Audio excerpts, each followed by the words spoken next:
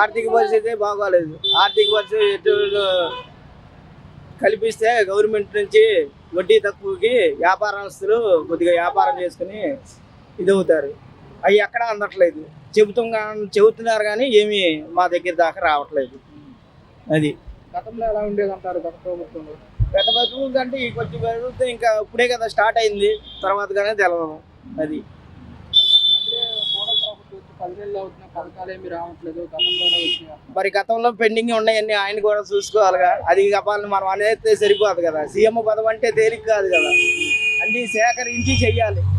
గపాలని మనం అనుకుంటాం wrong route వెళ్తుంటే గపాలు రాసేసాడు కేసు అనుకుంటాం. చేసే తప్పు మందు కూడా ఉంటుంది కాబట్టి గత ప్రభుత్వం ఏం చేశారు, ఈ ప్రభుత్వం ఏం చేశారు వేసి ఉంటే తెలుసుద్ది ఏదైనా సరే. చంద్రబాబు నాయుడు గారు పథకాలు ఇంప్లిమెంట్ చేయడానికి అప్పులు చేసుకోవాలి. అవును, అదేనండి నేను అనేది కూడా. గత ప్రభుత్వం చేసిన పథకాలు అంటే చంద్రబాబు నాయుడు చేసేవి కూడా మరి రావాలంటే అమల్లో రావాలి కదా, ప్రభుత్వం చర్య తీసుకోవాలని నేను అంటున్నాను. మరి జగన్మోహన్ రెడ్డి ఈసారి 2.0 చూపిస్తాను, ఈసారి మేము అధికారంలోకి వస్తామంటున్నారు. ఏ ప్రభుత్వం అయినా జనాలకు మంచి చేసే వాళ్ళని కోరుకుంటామండి. జగన్ అనేది లేదు, చంద్రబాబు నాయుడు అనేది కాదు.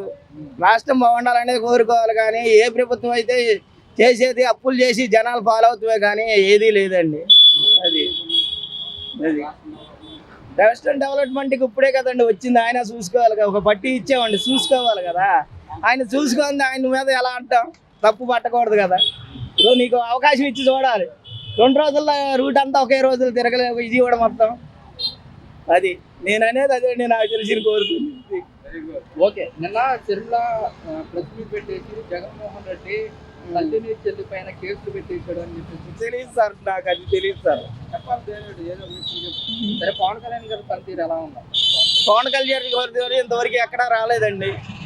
చెల్లి తీసుకున్న తర్వాత ఏ వాట్సాప్లో ఏ దేనిలో కూడా టీవీలో కూడా రావట్లేదు పరిపాలన అనేది. చంద్రబాబు గారిదే వస్తుంది ఎక్కువగా. అది